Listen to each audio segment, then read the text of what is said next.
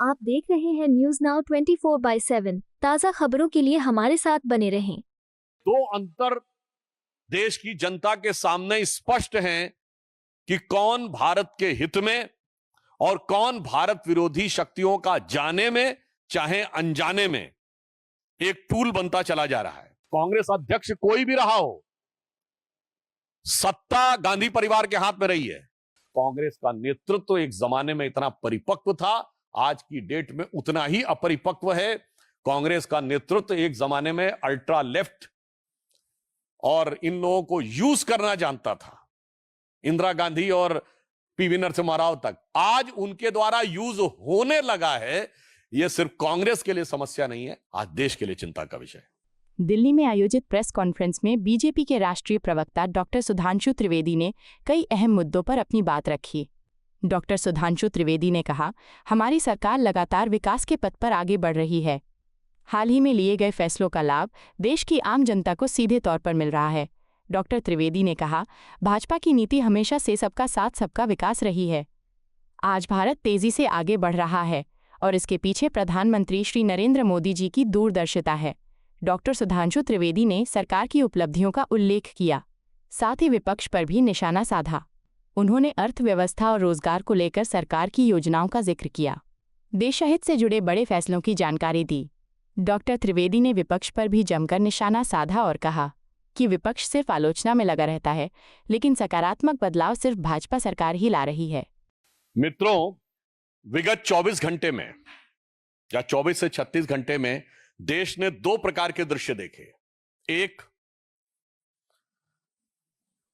विगत 100 वर्षों से देश के लिए निरंतर समर्पित, राष्ट्रीय एकता, सांस्कृतिक उत्थान के लिए अपना प्रतिपल समर्पित करने वाले विश्व के सबसे बड़े संगठन, सांस्कृतिक संगठन राष्ट्रीय स्वयंसेवक संघ के शताब्दी पूर्ण होना और उस शताब्दी के अवसर पर प्रधानमंत्री श्री नरेंद्र मोदी जी के द्वारा एक ऐसा सिक्का जारी होना जिसमें संभवतः भारत के स्वतंत्र भारत के इतिहास में पहली बार किसी भारत की मुद्रा पर मां भारती का चित्र। और इन्हीं 24 घंटे में देश ने एक दूसरा दृश्य देखा कि 140 साल पुरानी पार्टी, एक ब्रिटिश ऑफिसर एलन ऑक्टेवियम ह्यूम के द्वारा स्थापित पार्टी, जिसके पहले 25 साल में अनेक ब्रिटिश सेक्रेटरी अध्यक्ष रहे, और 100 साल से जिसका एक ही परिवार का उस पर वर्चस्व है।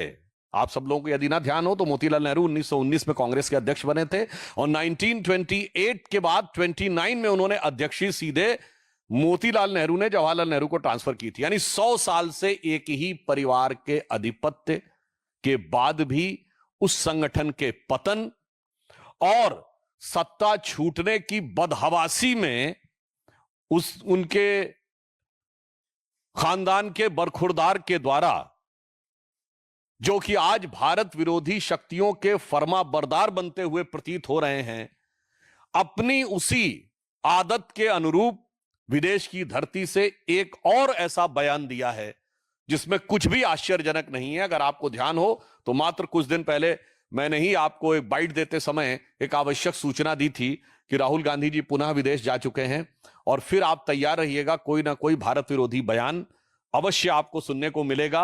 अगर सीधे दरवाजे से नहीं तो पिछले दरवाजे से, और खिड़की से नहीं तो रोशनदान से मिलेगा। इसलिए आप लोग चारों तरफ से सतर्क रहिएगा। और आज उसी की एक बानगी दिखाई पड़ी है।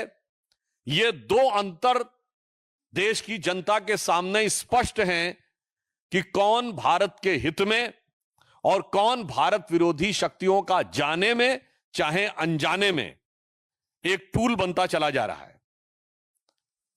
और यह कोई अपने आप में अलग सामान्य घटना नहीं है।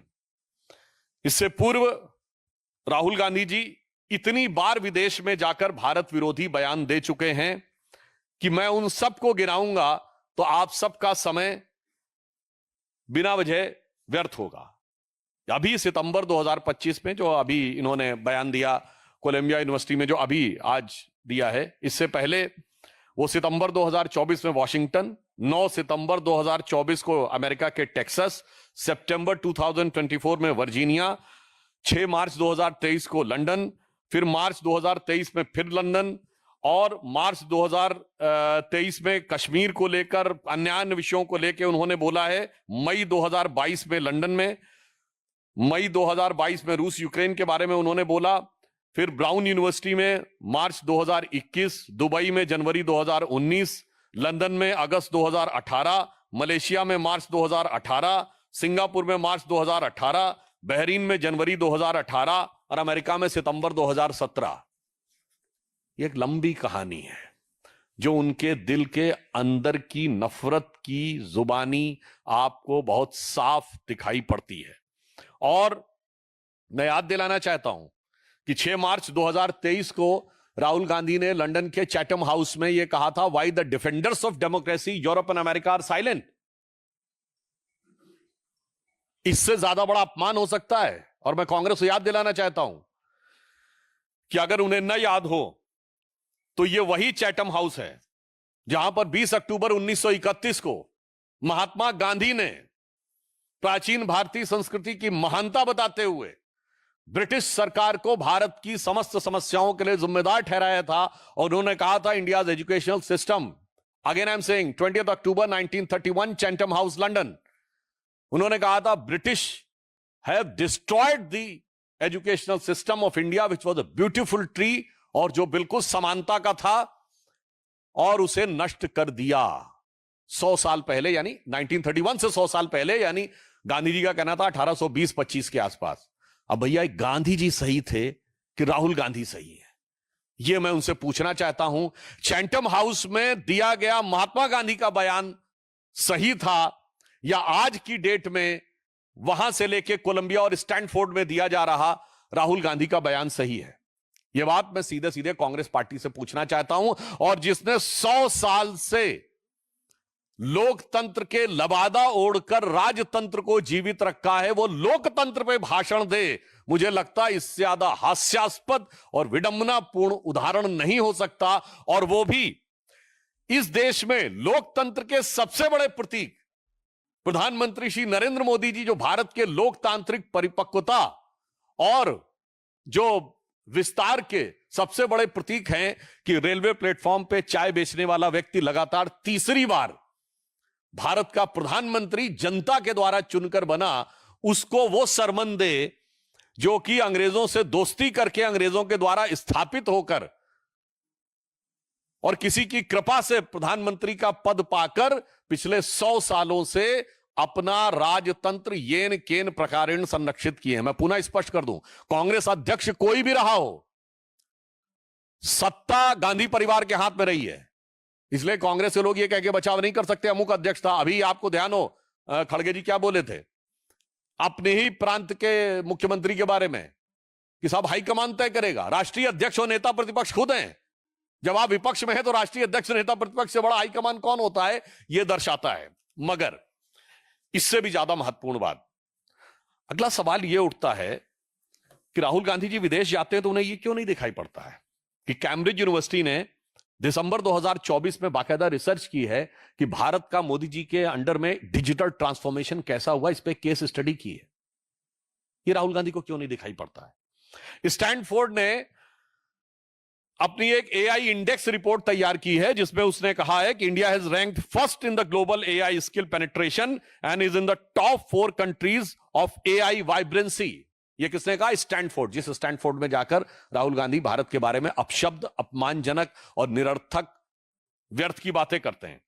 स्टैनफोर्ड यूनिवर्सिटी ने एक एल्सेवियर टॉप 2% साइंटिस्ट की लिस्ट 2025 में जारी की है, जिसमें उन्होंने कहा है कि the list feature 6,239 Indian researchers in the top 2% of the global scientist, highlighting India's rapid growth in the growing footprints and significant contribution in the international scientific research.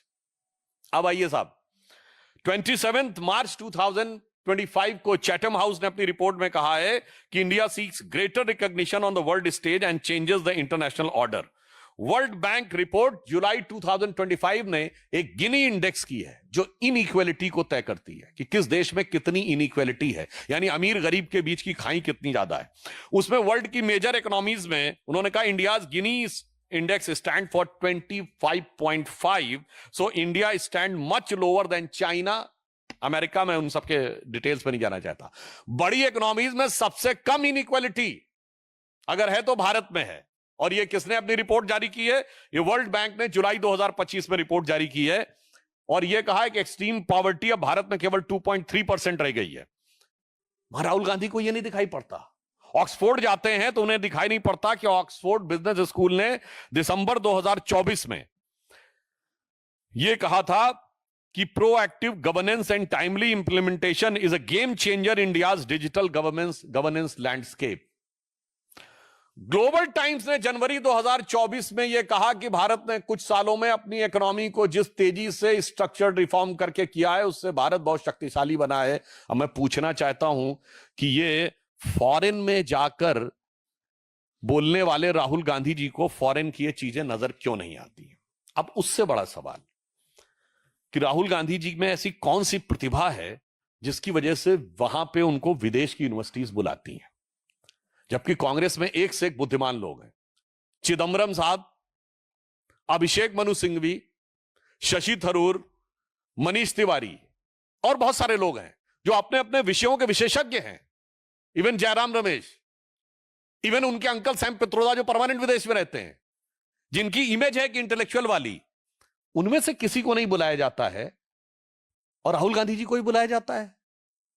Even Bharat में भी किसी यूनिवर्सिटी में उन्हें नहीं बुलाया जाता है।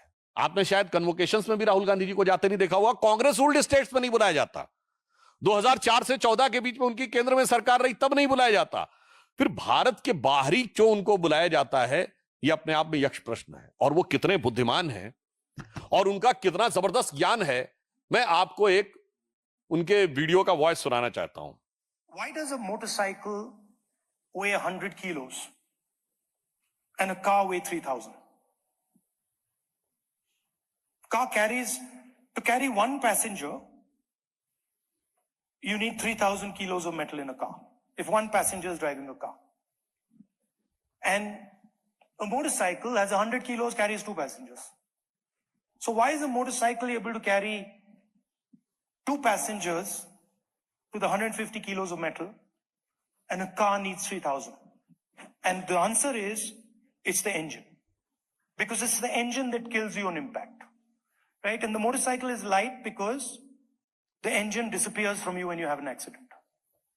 Right? Every time the engines in motorcycles are heavier and heavier. If you see, the power in motorcycles nowadays are becoming heavier, are higher than older motorcycles. But in a motorcycle, when you have an impact, the engine is separated from you. So the engine doesn't hurt you. Whereas in a car, when you have an impact, the engine comes into the car. So the entire car is designed to stop the engine from killing you. The electric motor breaks that centralized energy system. The electric motor allows you to put a motor there, put a motor there, put a motor there, put a motor there. So the electric motor is a decentralization of power.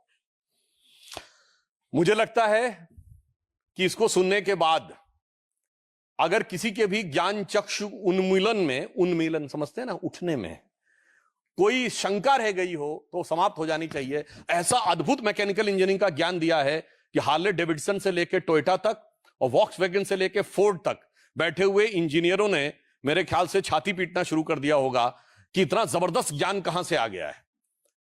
बताइए साहब, वो ये बता रहे हैं कि वो decentralisation है। अरे मेरे भाई, कार 4 व्हीलर है, वो 2 व्हीलर है, 2 व्हीलर में जायरोस्कोप और उसमें डिसेंट्रलाइजेशन वो बता रहे हैं। बिल्कुल साहब, डिसेंट्रलाइजेशन होता है, मगर वो 4 व्हीलर है, वो 4 व्हील ड्राइव्स में डिसेंट्रलाइजेशन होता है और वो 2 व्हील है। और वो कितना मजेदार बात बता रहे हैं कि साहब वो मोटर बाइक में जैसे ही एक्सीडेंट होता है इंजन अलग हो जाता है। मतलब लगता है जैसे कोई नट बोल्ट से जुड़ा हुआ हो। ये वैसे ही भाव है जैसे वो सोच रहे हैं भारत में ये अलग हो जाएगा, वो अलग हो जाएगा, फला अलग हो जाएगा, ढिमा अलग हो जाएगा।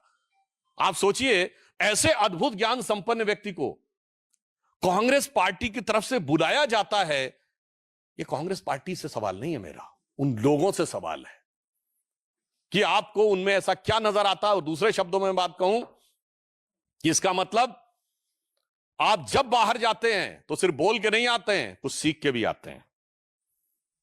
अभी देखिएगा लौट के आने के बाद, जैसे उन्होंने प्रेस कॉन्फ्रेंस की थी ना और कहा था वो हाइड्रोजन बम नहीं, अभी तो एक हिस्सा है, तब लंका भी मलेशिया गए थे, जितना हिस्सा बताया गया होगा उतना लेके आए। अब जितना कुछ और बताया जाएगा संभावना है उसको लेके आएंगे, क्योंकि इस ढंग की चीजें मैं नहीं कह रहा हूं, मैं सोशल मीडिया में और पब्लिक मीडिया में अवेलेबल है। राहुल गांधी से पूछना चाहता हूं कि जो कुछ बोला गया है यह सच है क्या? अगर सच है तो आपने दुनिया में कौन सी इंजीनियरिंग की यूनिवर्सिटी से आपने पढ़ा है?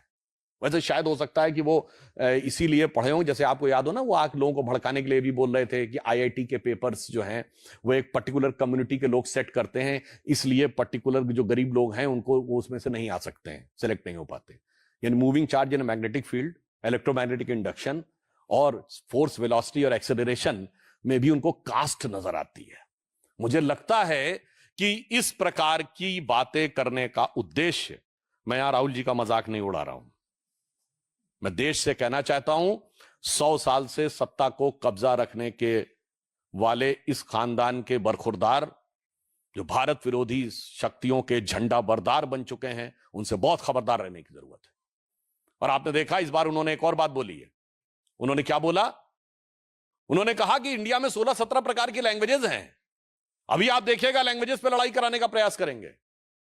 उत्तर दक्षिण में लड़ाई कराने का प्रयास कर चुके हैं। कर्नाटक के फाइनेंस मिनिस्टर बोल चुके हैं कि दक्षिण भारत वाले टैक्स ज्यादा देते हैं, तो पत्रकार ने उनसे पूछा तो क्या अलग होना चाहिए? उत्तर हां जी, अलग हो जाना चाहिए। बिहार को लेकर तेलंगाना और डीएमके तमिलनाडु के मंत्री जो बोल चुके हैं वो है प्रांतों में वैमनस्य फैलाओ। भाषा को लेकर तमिल हिंदी, कन्नड़ हिंदी, मराठी हिंदी और अब देखिएगा आने वाले टाइम में बंगला हिंदी। तो जातियों को लेकर अगड़े पिछड़े, सामान्य दलित सब में लड़ाना है, ये उनका पूरा एजेंडा साफ दिखाई पड़ रहा है।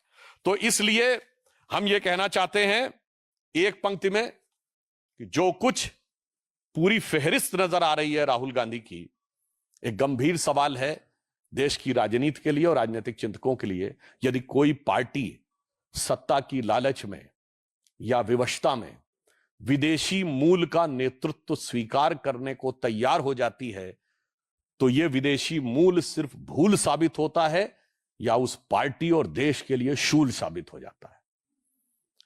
आज लग रहा है कि वो उनके जैसा नेता प्रतिपक्ष होना भारत के लोकतंत्र के हृदय में एक शूल यानी कांटे की तरह है। और एक और बात, अभी आपने देखा होगा कल विजयदशमी का पर्व था, कांग्रेस के कई नेताओं ने आदतन, फितरतन, शरारतन और दूसरा कहूं out of frustration, out of inferiority complex, प्रधानमंत्री जी के बारे में जो अनाप शनाप अपशब्द बोलते रहते हैं, तो उसमें कुछ नेता रावण बोलने लगते हैं, कुछ और बोलने लगते हैं। तो मैं उनको सिर्फ इतना याद दिलाना चाहता हूं कि जो लोग राम भक्त कार्यसेवकों की हत्या करवाने वाले, उनका समर्थन करने वाले, राम मंदिर के उद्घाटन में बुलाने पर भी न जाने वाले और बाबर की कब्र पर 3 पीढ़ियों तक बगैर बुलाए जाकर सिजदा करने वाले कि 1959 नेहरू, 69 इंदिरा गांधी, 2005 मनमोहन सिंह के साथ राहुल गांधी, उनके बारे में देश की जनता का चित्त बहुत स्पष्ट है कि कौन रावणी वृत्ति का प्रतीक है और कौन राम के संस्कारों का प्रतीक है। तो जो कुछ कांग्रेस बोल रही है धरती के उस छोर से लेके इस छोर तक, इसके लिए कहा जा सकता है, मुझे एक पुराना गीत था ना, हर एक रूह घायल, हर एक रूह प्यासी। तो मैं कहना चाहूंगा, अब मैं वर्ड नहीं प्रयोग करना चाहता कि वो कौन किस मना स्थिति में है। कांग्रेस के लिए एक ही लाइन में कहूंगा, ये कांग्रेस है या आलम बदहवासी। तो वो पूरे बदहवासी के आलम में कांग्रेस आ चुकी है। और मैं देश से कहना चाहता हूं इस विषय पे कि ये खतरनाक शक्तियों के, विदेशी शक्तियों के हाथ में कांग्रेस जाने या अनजाने, मैं दोनों बात से कह रहा हूं, जो कांग्रेस के नेता जान रहे हैं वो देश के लिए, देश के साथ द्रोह कर रहे हैं। जो नहीं जान रहे हैं, अनजाने में टूल बने हुए हैं, उनको समझदारी दिखानी चाहिए और इन नेताओं को रोकना चाहिए। मगर बहुत स्पष्ट हो गया है कि कांग्रेस इस समय राष्ट्र विरोधी तत्वों के हाथ का एक खिलौना बनती जा रही है। कांग्रेस का नेतृत्व एक जमाने में इतना परिपक्व था, आज की डेट में उतना ही अपरिपक्व है। कांग्रेस का नेतृत्व एक जमाने में अल्ट्रा लेफ्ट और इन लोगों को यूज करना जानता था, इंदिरा गांधी और पीवी नरसिम्हा राव तक। आज उनके द्वारा यूज होने लगा है। यह सिर्फ कांग्रेस के लिए समस्या नहीं है, आज देश के लिए चिंता का विषय है। आपको यह वीडियो पसंद आया हो तो इसे लाइक करें, हमारे चैनल को सब्सक्राइब करें।